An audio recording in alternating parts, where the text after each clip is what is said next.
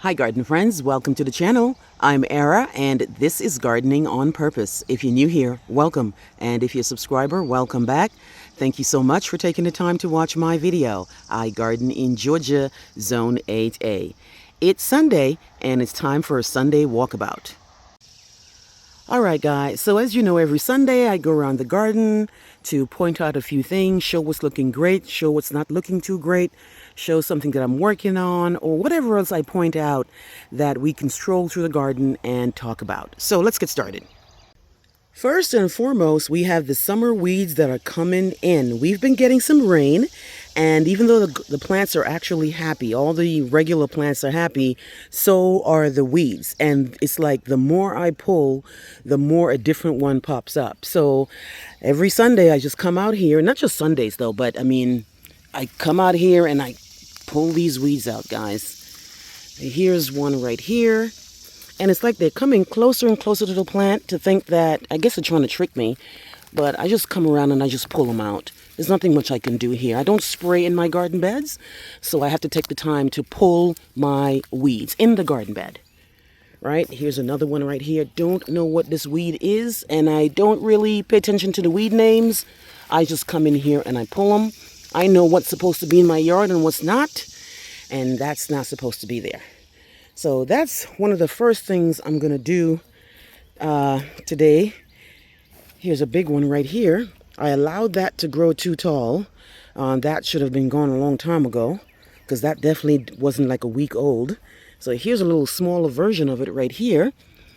It has some little spiny stuff on there. But when you're pulling your roots, make sure, when you're pulling the weed, make sure you get the root, because if you don't get the root, it doesn't really matter. Over on the east side of the house is also overrun by the weeds. So I'm going to take some time and pull all the weeds I can here and put some cardboard down and then re-mulch. I did not officially mulch this bed. This was a combination of leaf mulch and it just never got to the point where I actually mulched it. So it never was weed free, but now that we've been getting all this rain, it's been terrible. But I also am putting down the cardboard. As you can see, if I'm going to mulch something, I definitely put cardboard down. But also, I wanted to show you that the bunnies have been coming into the yard. Now, you guys know I already had bunnies, but I never saw what they were doing. They'll be hopping around, never really saw that they were making any damage. They were, eating the weeds. But the other day I came out and all my Casablanca lilies, the bottom of them, were being eaten. You see that? This is a Casablanca lily that I had put in the ground after I bought the bulbs not too long ago. And the bunnies, this has to be the bunnies because I always see them right here. And I just thought that the leaves fell off, but I realized these are actually being bitten off. So here's one here. And then here's another one that they did it so bad that it's going to die right there. And this is the first one I showed you. And then here's another one down here that they bit off, all the way off, guys. All the way off.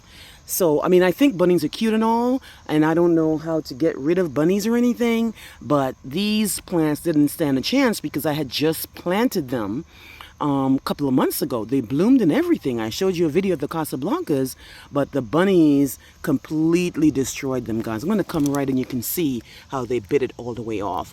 And the thing is, I wanted to keep the leaves on, because obviously it's a bulb and you want the plant to take in the sunlight, so when it actually dies back on its own, I will actually have good Casablanca lilies next year. So I got to figure out what to do about the bunnies. My crepe myrtles are coming in. These are the Delta series. I have Delta Eclipse, and I have a couple of other Delta varieties. This particular one here is the dwarf variety of a crepe myrtle. Now, crepe myrtles in the south, they get pretty tall. They are very beautiful. These ones here won't get as big, but they'll get somewhere between 8 and 12 feet. And these are the ones that have this really nice dark foliage and this beautiful, nice pink. I have Delta Moonlight. I have Delta Eclipse, Delta Fusion, and they're absolutely amazing. The white wedding hydrangea that I got from Lowe's on clearance is doing absolutely amazing. No complaints here, guys. They are doing great. This guy here is from the Southern Living Plant Collection, and it is a pure white. It is absolutely beautiful. I've noticed a bunch of pollinators on it, not bees, but all these little other types of insects kind of swarm this guy. They kind of moved away once I started making the video, but this beauty here, I got this on clearance, guys. $10 for a 2-gallon. Really, really nice. Here's the edible garden. Everybody has sprouted. Everybody has come out, and I'm liking what I'm seeing. I have a bunch of stuff in here: zucchini, squash, watermelon, peppers, lemons, beans, okra, blueberry, raspberry, blackberry, and like I say all the time, I started my garden late this year because I was on vacation, so nothing is really, there's no fruits or vegetables yet, but I will definitely keep you up to date onto how things are going. Now, anything that I know is a vine, I'm definitely going to put the tomato cage in here. So zucchini is a vine, so that one I should have done that actually. The minute I potted this up, I should have put that vine in there so that I didn't have to struggle with doing it. But that's a vine, watermelon is a vine, and I already did that for these 2 cucumbers here. And I should have actually turned this part down, but it's okay. Next time I'll know to put that part down. But yeah, the edible garden is looking great. I also wanted to report, you might have seen a video not too long ago where I did that vinegar mix. I did the vinegar, the salt, and the dish soap, and it worked for a moment, but after it looked like it killed stuff, but it really didn't, because this is that same spot, guys, and that same spot is looking even more lush than before I put that mixture down. So it definitely does not work for me on my weeds. Now, I don't know what weeds I have, but it doesn't really matter, guys, because you can see that same spot because when I did the video, right, I did it and I gave you 4-hour interval updates. And the last one I showed you, this whole place was brown. But with all the rain that we've been getting, this thing came all back green. So it looks like it didn't really kill anything. It might have made things look bad and brown, but root-wise, they weren't dead. So I definitely have to get something stronger. And in the video, I had used the commercial vinegar. And then I actually tried, not on video, but I tried the 30% vinegar, and that still didn't work.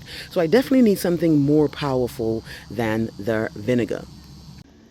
The Stargazer Oriental Lily is looking amazing, smells divine, guys. This guy here I've had for a couple of years, bought them as the bulb and planted them in my yard, and they're doing absolutely amazing. I had bought some sunflower seeds and I planted them in a container, and then I transplanted them to the ground, and they're doing great. This is a sunflower plant here. Now, not all of them germinated, and I still have some in the pots that I planted them, and I need to take them out of there and put them in the ground, because the sunflower definitely will be happier in the ground. But it's looking great. The foliage looks really, really great. And I'm really happy to report that this one is doing well in the garden. I've also been cutting back any perennial that is spent. And here is a Veronica that I have. And this guy here, I'm just going to cut off anything that's spent. I don't cut the whole thing back right now, because there's still something for the pollinators to get. And as I'm talking, there is some bees over there, right there. So I cut off a little bit, leave some on here, but anything that's really spent and looks really bad, or that actually doesn't have any purple left on it, because this is a really nice bluey purple. If there's no purple left on it completely, like this guy here, I'm cutting it off, because there's nothing here else for the plants, for the pollinators to get, and it's spent, and it's actually stopping the plant from doing what it's supposed to do. So I'm just going to go in here and cut these off. This one is brown, so that's done, so I can cut all the way down. So that was the Veronica. And anything else, like this daisy here, this guy is completely spent. I can use my shear and just come and cut this whole thing back and give it a chance to bloom. Here's my Beatrice spicata, but this guy here is beginning to wane a little bit. It's actually beginning to lay on the ground, which is a no good. I'm not sure why it's doing that. So I need to get some ties and tie it up. But if you remember, this guy is one of my favorite plants in the yard because it brings in the pollinators. It has that really nice upright growth. And you might have seen it in one of my videos. Remember, I did a video in June where I was talking about 6 plants that were great for bees, and this was one of them. And you can see this guy is surrounded by bees, guys. This is a mix of the white and the purple, and these guys are the ones that bloom from the top to the bottom.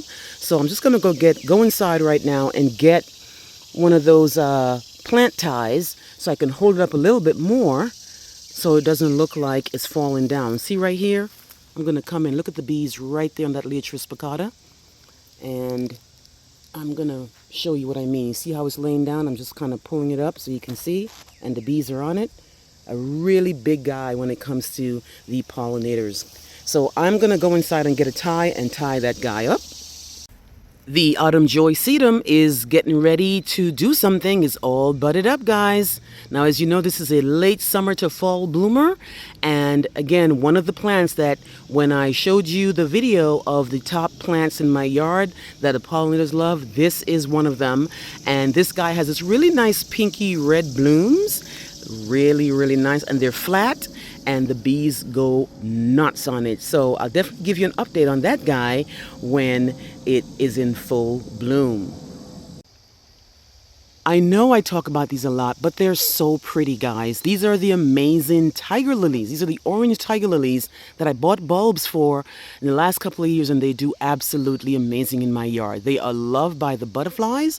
They are loved by the hummingbirds. This one was actually one of the plants in the June video where I was highlighting 6 plants that are loved by the hummingbirds, and hummingbirds go nuts for these guys here. If I zoom in, you can see why they do. They have that little trumpet-shaped flower, and they go nuts when it comes to it. Let me know if you have the amazing orange tiger lily in your yard. Now you can see even the foliage looks great. You can see this is their 3rd year, I believe, in my garden, and they never, ever disappoint me. Do you guys remember the Chapel Hill Lantana that I showed you was in a 2-quart that I got from Lowe's? This thing is doing so well. I really hope that it actually comes back. They say it's hardy to 0 degrees, and we don't really get to 0, you know, so it should come back. But the problem is with me, my lantanas, no matter what lantana that I get, it just never comes back. But I can't help but show you how beautiful this guy is. Really nice yellow, loved by the hummingbirds, loved by the bees. It's literally like, I would say pretty much 5 times the size of when I actually bought it, literally like a couple of weeks ago. It is really happy where it's at. It's in full sun, and it's looking amazing. All right, guys, so I'm in the back of the garden, close to the ditch area, right? And here I have some limelight hydrangeas that I got from clearance at Lowe's. And they are blooming, but they're not blooming as much as they should here in July because they are not in enough sun. So I've been slowly trying to cut off branches off those trees. Now these trees, I finally decided to cut them down. After that damage from that storm that we had, and I showed you that plants that got damaged, I really need to get rid of these trees. And one of the reasons I wasn't getting rid of it is because it costs money to cut trees down, and there's a lot of birds in my trees. I'm going to be destroying their habitat if I cut those trees down. But ultimately, I don't want this tree to fall in my garden again and create a setback in my garden. So I'm going to be cutting these. I think they're Bradford pear. I am not 100% sure. I met these things here, and I don't know what it is, but I did Google and stuff, and I did a lot of stuff, and it showed me it was a Bradford pear. It doesn't matter what it is, it's going to go. But one of the reasons why the hydrangea is not doing what it's supposed to do is because it's right on the edge of the sun, right? Right at the edge of the sun. So it's getting some blooming done. You can see a little bit of blooming here, and then a little bit of blooming here, and then a little bit of blooming down there, but nothing like it should. And that is the point. If I cut these trees down, I will definitely get more sun. So stay tuned in the video of when I cut those Bradford pears down. And it will be too late by the time, because these guys are supposed to be in full bloom. So hopefully next year you will see really nice quality, really, really nice limelight hydrangeas. All right, guys, that's pretty much it for the Sunday walkabout. Just showed you what was happening in the garden. Let me know what you think. Let me know how it's been going in your garden. It's been really, really hot. We get rain. We do get rain. It doesn't last that long. Doesn't really do too much, but we do get the rain. We've been in 90, 91, 92, and this week coming up, we're going to be 90, 91, 93, 94. So it's going to be really, really hot. So remember to stay safe out there in the garden. Let me know what you think, guys. Please like, please share, and please subscribe. Remember to hit that notification bell so you can be alerted on all my new videos. I'll see you on the next one. Bye-bye.